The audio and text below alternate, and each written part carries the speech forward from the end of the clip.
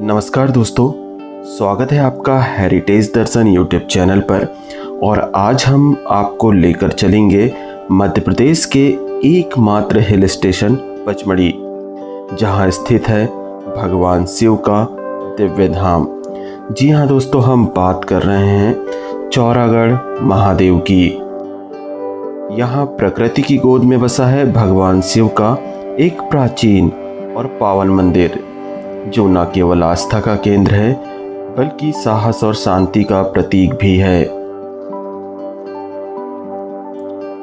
पचमढ़ी सतपुड़ा पर्वत की गोद में बसी एक खूबसूरत हिल स्टेशन है, जिसे सतपुड़ा की रानी कहा जाता है। यहाँ की ऊंचाई लगभग 1067 मीटर है और चारों ओर फैले घने जंगल, झरने और गुफाएं इसे एक स्वर्ग जैसा बना देते हैं। लेकिन पचमढ़ी का असली आकर्षण है चौरागढ़ महादेव मंदिर, जो चौरागढ़ की चोटी पर स्थित है। यह चोटी सतपुड़ा की दूसरी सबसे ऊंची चोटी है, जो समुद्र तल से करीब 4200 फीट ऊपर है। मंदिर तक पहुंचने के लिए लगभग 4 किलोमीटर की ट्रैकिंग करनी पड़ती है, जिसमें 13,000 से अधिक सीढ़ियां चढ़नी पड़ती है। यह यात्रा इतनी कठिन है कि इसे शिव भक्ति का कठिन परीक्षण कहा जाता है, लेकिन यह चुनौती इसे और भी आकर्षक बनाती है। दोस्तों, चौरागढ़ महादेव हम दो तरफ से जा सकते हैं। पहला, पचमढ़ी से होते हुए मठ हीवर जाएंगे और वहां से पैदल ट्रैकिंग करते हुए मंदिर तक पहुंचेंगे। दूसरा रास्ता है भूरा भगत से, वहां से भी हमें पैदल ट्रैकिंग करते हुए मंदिर तक पहुंचना है। और जो हीवर मठ से जो रास्ता है वह थोड़ा आसान है भूरा भगत वाले रास्ते से। चलिए आगे बढ़ते हैं। अब जानते हैं इस मंदिर के पीछे की पौराणिक कथा। पुराणों के अनुसार एक बार दानव राजा भस्मासुर ने भगवान शिव से वरदान मांगा कि वह जिसके सिर पर हाथ रखे वह भस्म हो जाए। भगवान शिव ने अनजाने में यह वरदान दे दिया, लेकिन भस्मासुर ने अपना वरदान भगवान शिव पर भी आजमाना चाहा। भगवान शिव भस्मासुर से बचने के लिए भागे हिमालय से लेकर मध्य भारत की पहाड़ियों तक। अंत में वे सतपुड़ा की इन गुफाओं में छिप गए।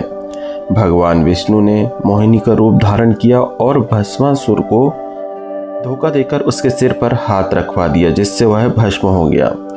यही स्थान चौरागढ़ महादेव के नाम से जाना जाता है, जहां भगवान शिव ने शरण ली थी। यह कथा अच्छाई की बुराई पर विजय का प्रतीक है। चौरागढ़ महादेव को छोटा महादेव भी कहा जाता है। मंदिर में भगवान शिव की अद्भुत, अलौकिक और दिव्य प्रतिमा विराजमान है।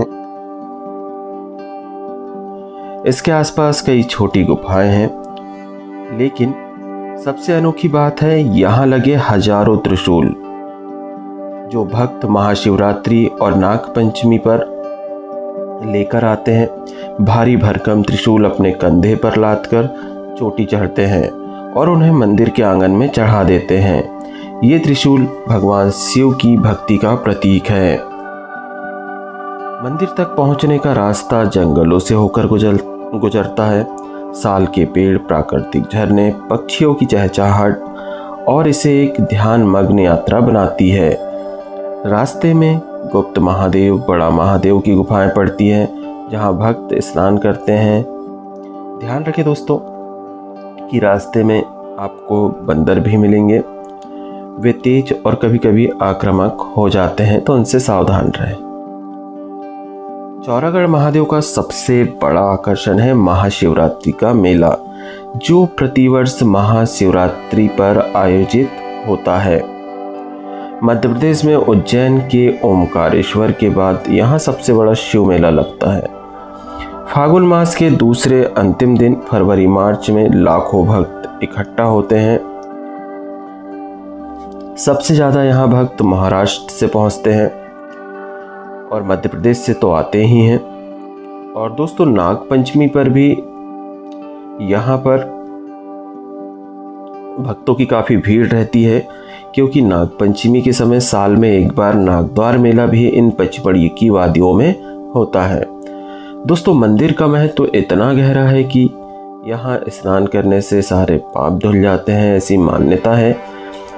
पर्यटन विभाग ने रास्ते को बेहतर बनाया है, लेकिन यह अभी भी एक एडवेंचर है। ट्रैकिंग के लिए अच्छी फिटनेस जरूरी है। चौरागढ़ महादेव की यात्रा के साथ पचमढ़ी के अन्य आकर्षण भी हैं। पास ही धूपगढ़ की चोटी है, जिसे मध्य प्रदेश की सबसे ऊंची चोटी कहा जाता है और इसकी ऊंचाई है 1352 मीटर, जहां सूर्योदय का नज़ारा अविस्मरणीय है।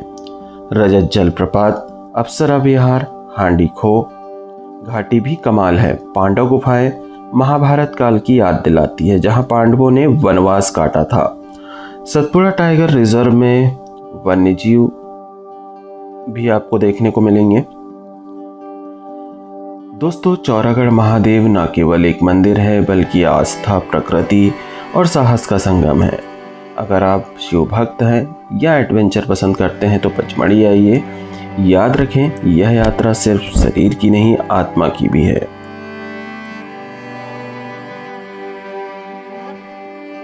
दोस्तों, इस पूरे ट्रैक में आपको जगह जगह विभिन्न प्रकार की दुकानें देखने को मिलेगी, जो कि यहाँ के स्थानीय निवासियों के द्वारा लगाई जाती है। विभिन्न पकवान देखने को मिलेंगे जिनका लुत्फ आप उठा सकते हैं। अब बात करते हैं कि आप पचमढ़ी कैसे पहुंच सकते हैं। तो देखिए, आप पचमढ़ी रेल मार्ग के द्वारा भी पहुंच सकते हैं। नज़दीकी रेलवे स्टेशन है पिपरिया, ठीक है, और पिपरिया मेन लाइन है दोस्तों। तो आप जबलपुर से आ रहे हो, चाहे नागपुर से आ रहे हो, चाहे देश के अन्य किसी भी भाग से आ रहे हो, तो इटारसी जंक्शन है। इटारसी से जबलपुर रूट पर ही पिपरिया है, और पिपरिया से 55 किलोमीटर पचमढ़ी है, ठीक है। पिपरिया से आसानी से बस टैक्सी मिल जाती है पचमढ़ी के लिए। यदि आप स्वयं के वाहन से आ रहे हैं तो ठीक है, आप छिंदवाड़ा से भी आ सकते हैं और होशंगाबाद से भी आ सकते हैं। इसके अलावा यदि आप बस से आना चाहते हैं तो बस आपको दोस्तों छिंदवाड़ा से पचमढ़ी के लिए डायरेक्ट बस मिल जाएगी, ठीक है। पिपरिया से भी आपको पचमढ़ी के लिए बस मिल जाएगी, तो आप बस के माध्यम से भी पचमढ़ी पहुंच सकते हैं। यदि आप अभी तक पचमढ़ी नहीं आए हैं महादेव यात्रा पर, तो ज़रूर आइए। भगवान शिव के इस अद्भुत अलौकिक प्रतिमा के दर्शन कीजिए और अनुभव कीजिए यहाँ की आध्यात्मिकता को। फ्रेंड्स, यदि वीडियो पसंद आया तो वीडियो को लाइक, चैनल को सब्सक्राइब जरूर कीजिएगा, क्योंकि इसी तरह की दिव्य और अलौकिक यात्राएं हम आपके लिए लेकर आते हैं। हर हर महादेव, बम बम भोले।